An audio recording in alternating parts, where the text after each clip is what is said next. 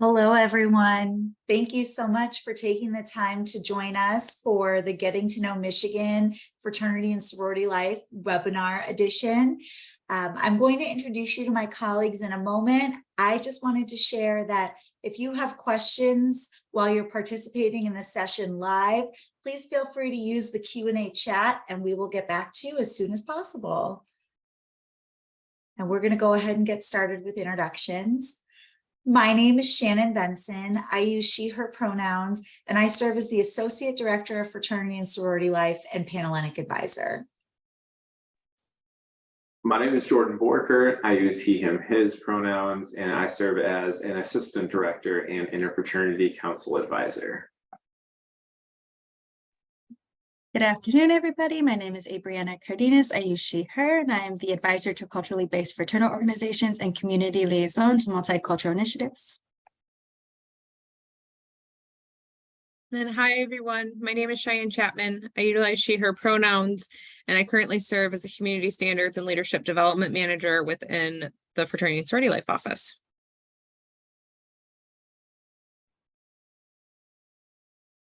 These are just a handful of the colleagues that work in our department to support the fraternity and sorority community. And we're really excited that they're here today to share more about our community and what we offer.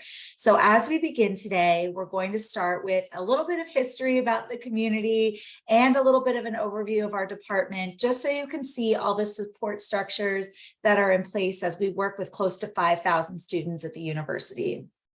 So fraternities and sororities have a very long history at Michigan. The first two organizations came to the campus in 1845, and over the next 180 almost years, we've had many organizations become part of the community. A couple of highlights: in 1879, the first sorority was chartered on campus. That occurred at a time when our university had just opened to women on campus. And then in 1909, the first traditionally African-American fraternity established a chapter here. And then over the next several decades, the fraternity and sorority has just expanded to include a variety of diverse organizations. Today, we're more than 50 organizations strong, and a little bit later in the presentation, you'll learn more about who we are and what we offer. And then I mentioned that we have a department that works collaboratively with students and other folks at the university to lead this community. So fraternity and sorority life, our office is located on staff. We're fortunate, or on campus, we're fortunate enough to be at 1443 Washtenaw, which is kind of on the edge of campus as you're coming in. And we work with lots of folks. So our office oversees 4 different councils that you're going to learn more about, and each council has a collection of fraternities, sororities, or fraternities and sororities that work with them on various things. And then within the council, we have chapters, and the chapters are also governed by international or national organizations that each have their own policies, procedures, volunteer structures. So there's lots of opportunities for people to support the community and help our students as well. So the benefits of joining, let's talk about that a bit. Okay, so one of the benefits, personal relationships. You're making lifelong friendships, you're receiving and giving support, you're experiencing different backgrounds and identities, along with being able to share yours and getting that sense of belonging within the community. These individuals will be people that are in your most important milestones, whether that's graduation and weddings and bringing new life into this world.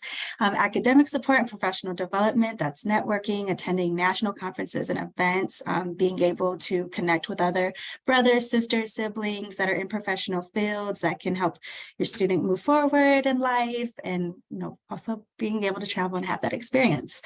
Leadership development, leading with integrity, gaining and sharpening skills, working cooperatively and effectively with others, and understanding bystander behavior and intervention. Those are a few, but there's quite more leadership opportunities for students to gain and be able to step up into their communities as well.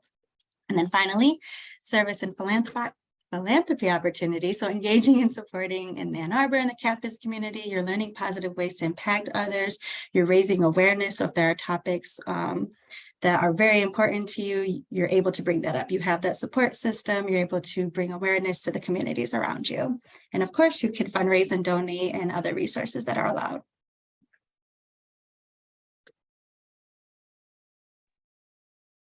All right, so talking about this community, Shannon mentioned that we have 50 organizations or more than 50 organizations.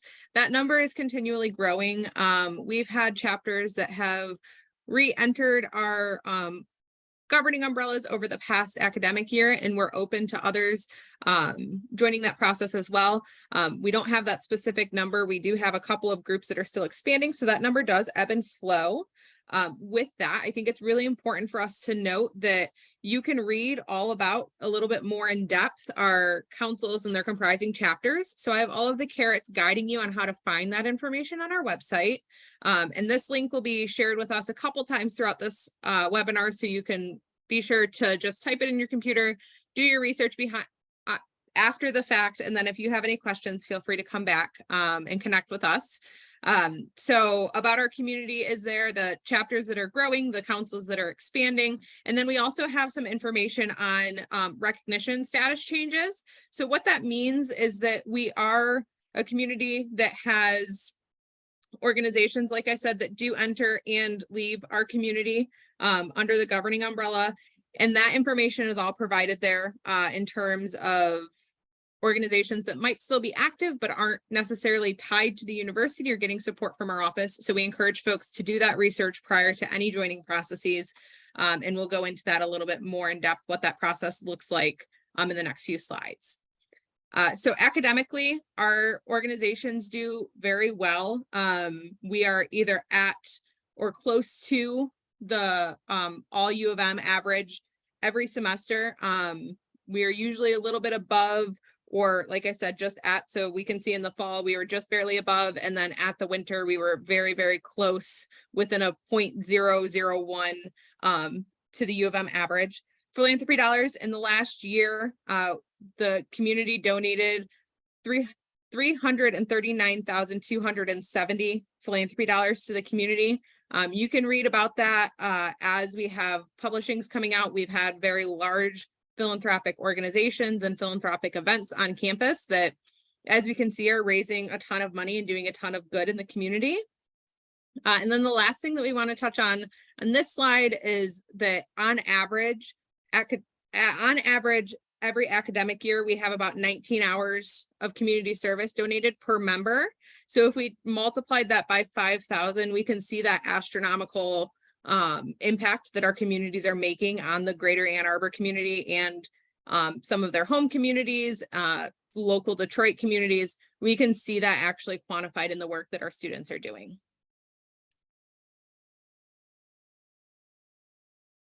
And before I start to talk about the Interfraternity Council, I just want to remind folks who've just joined or who joined from the beginning that if you have any questions throughout this presentation, you have questions now, please go to the Q&A tab in the bottom of your screen, and you can ask the questions, and we have staff members who are able to answer those questions or be able to get that answer for you, for the question that you ask. So with that being said, as Cheyenne kind of mentioned, right, our community is a large body of humans, and so one of those councils is the IFC, or the Interfraternity Council. There are 19 affiliated fraternities that provide opportunities for friendship, brotherhood, and leadership development. Their recruitment looks a little bit different, and we'll talk about each kind of recruitment process, but they'll start the beginning of each semester, both the fall and the winter semester, with events called the Mass Meeting and the IFC Forum. The Mass Meeting is an opportunity for students to learn about the process for joining an IFC fraternity, the expectations, the requirements, about what that process looks like. The IFC Forum is something where if your student is looking to know and learn a little bit more about the organizations that are a part of the IFC, our IFC organizations will have a table. They'll be present at this meeting to get a better general understanding of the IFC community, the fraternity community that make up it, as well as having time to learn about each individual organization, being able to talk to those members, learn about how to engage with them, what events that they're hosting, because we want to make sure that students have the ability to connect with some of those members, being able to at least attend some of those events so that they can kind of make a determination on, is this the organization that is best for me? Is this the organization that aligns best with what I want out of my college experience and lifetime experience? The final thing is that most members, once they join, will live in their chapter house or their facility that is typically in the Ann Arbor community after they join. So that's typically your sophomore year. And most organizations might have an expectation or a requirement. That's something that students should ask questions on about living in that chapter house or that chapter facility.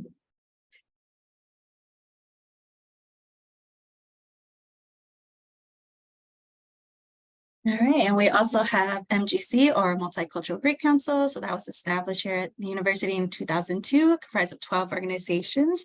The council specifically celebrates and promotes multiculturalism through programming and service, housing several racial, ethnic, and cultural communities, a wide range of affinity groups, Latinx being represented, East Asian, South Asian, Arab, and multicultural. Even though they were historically founded that way, that does not mean no one else can join. It is open to multicultural membership, of course, across the board. Usually for recruitment, they will do a beginning of the semester. It's usually a week full of events. So that is time for interested students to come meet the members, learn more about the organization and what their intake process is looking like, being able to also participate in community service and other social activities. Then we have our third council, the National Pan-Hellenic Council, or NPHC. Even though it was chartered here at the university in 2005, the earliest chapter that was established here was in the early 1900s that my colleague has mentioned in 1909. So right now we are comprised of 7 of the 9 organizations right now, but working on getting that expanded. Historically, these Black fraternities and sororities have been at HBCUs and eventually came towards predominantly white institutions. They were created to support that community and also promote the awareness on their campuses and so forth. And right now they also are hosting their own weeks each semester. Again, that is time for interested students to come and learn more, come engage in social interaction, learn about their brotherhood, their sisterhood, or their siblinghood, and understanding their intake process as well.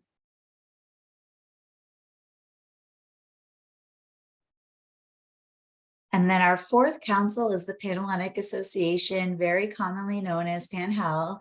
We currently have 17 sororities within the Panhellenic Association, and they're all unique in different ways, but their commonalities include that they believe in sisterhood and friendship. There's a lot of programming for members that focus on leadership development and topics that are really relevant to them. There are opportunities for professional growth and development as well.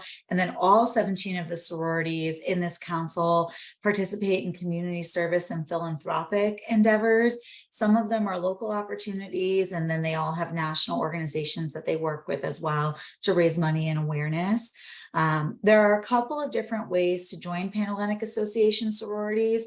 So coming up in the fall semester and then in the winter semester after primary recruitment, there's an informal recruitment process called continuous open bidding, or COB.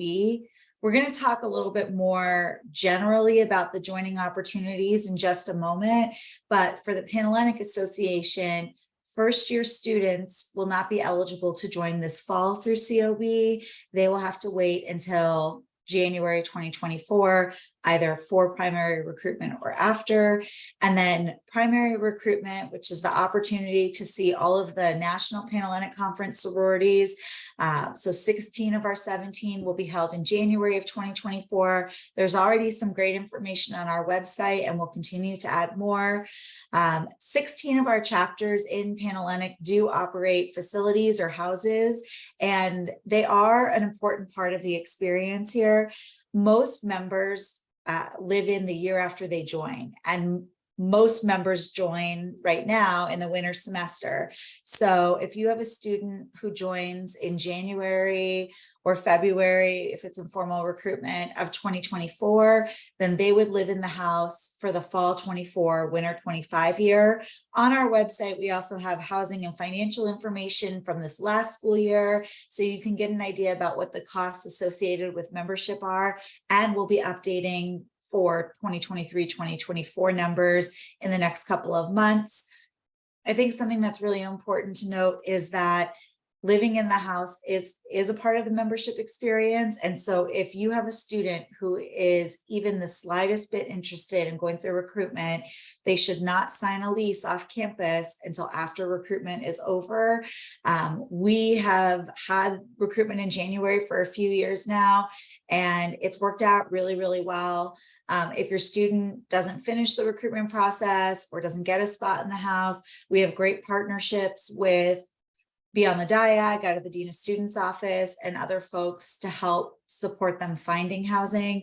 But that's a really big part of the experience. And then I also just wanted to give a shout out to our 17th member of the Pan-Hellenic Association, our associate member, Phi Sigma Rho. They are a social engineering sorority, and they do not participate in primary recruitment, but they do hold recruitment fall and winter. That's more informal. But the Pan-Hellenic Association does a lot of great things on campus, and they'll have opportunities throughout the fall semester for interested students to connect with them and their member chapters.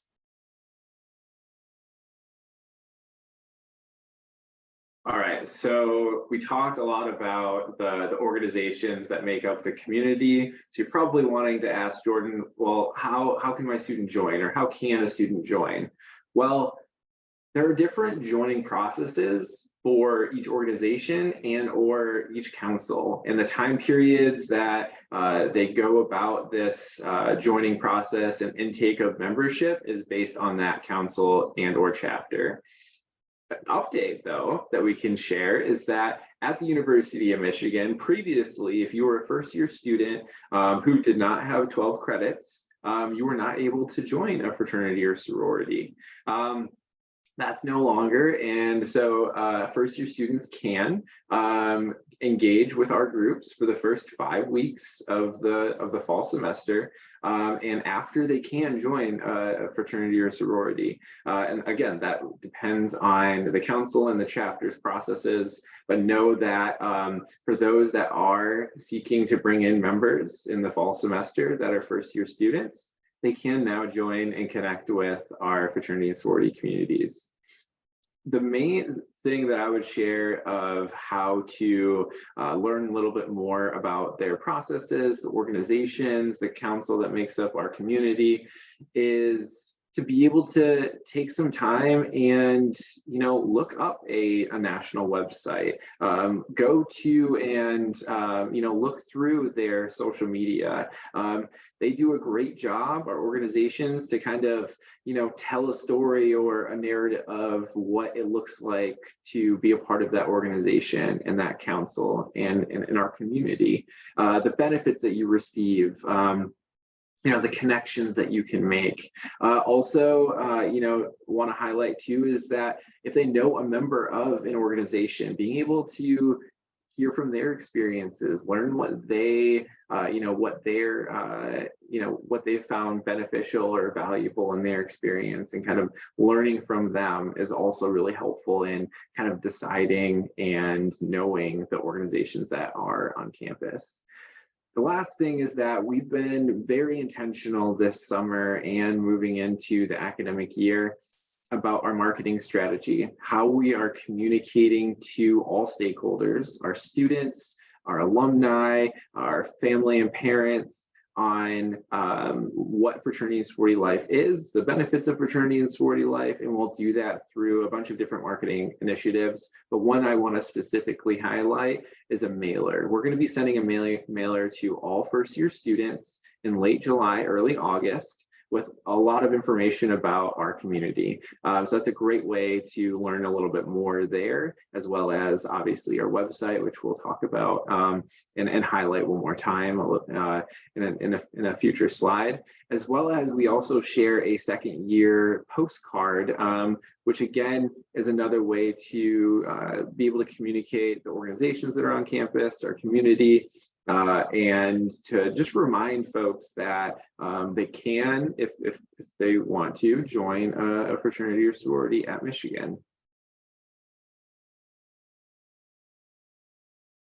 So the other piece about it is that we have some requirements for joining a organization. So any student who wants to join a fraternity or sorority can go through these easy 4 steps.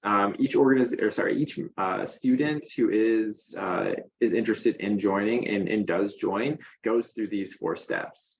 So the first one is just kind of understanding the process and deadlines. Like I mentioned, each process is different by the organization, where the Pan-Hellenic and IFC organizations regulate their recruitment process a little bit more, and our National Pan-Hellenic Council and Multicultural Greek Council have national or regional officers who set the timing and regulations around their intake or their recruitment processes. So it's just really important to know the details and the deadlines around each process, because they'll look a little bit different. And if you follow on our website, you'll be able to see the information that you'll need on being able to register, the deadlines and things of that. The other 2 things is that we ask students who are going to join our community to complete 2 different trainings. The first one is just an educational module about our community.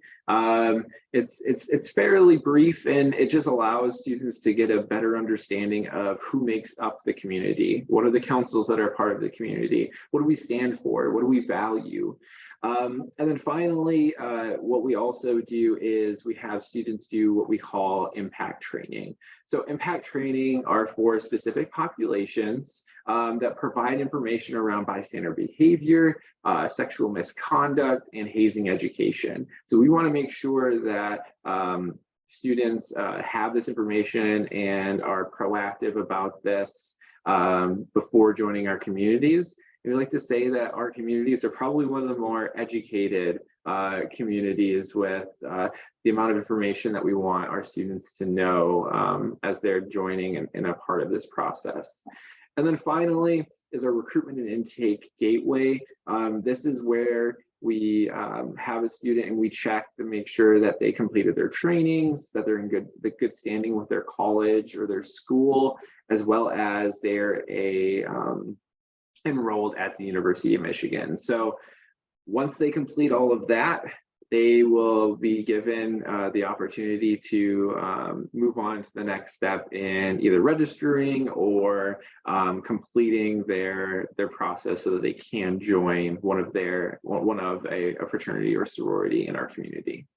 If you do have questions, obviously, and we'll share this again, but you can email us or you can call us, and that information is on our website, and we'll also be sharing that in a later slide. So we've been together for almost a half hour now. Let's talk about what we learned. So our community is comprised of more than 50 organizations. We continue to grow. We continue to be healthy in that growth mindset of welcoming new organizations in regularly.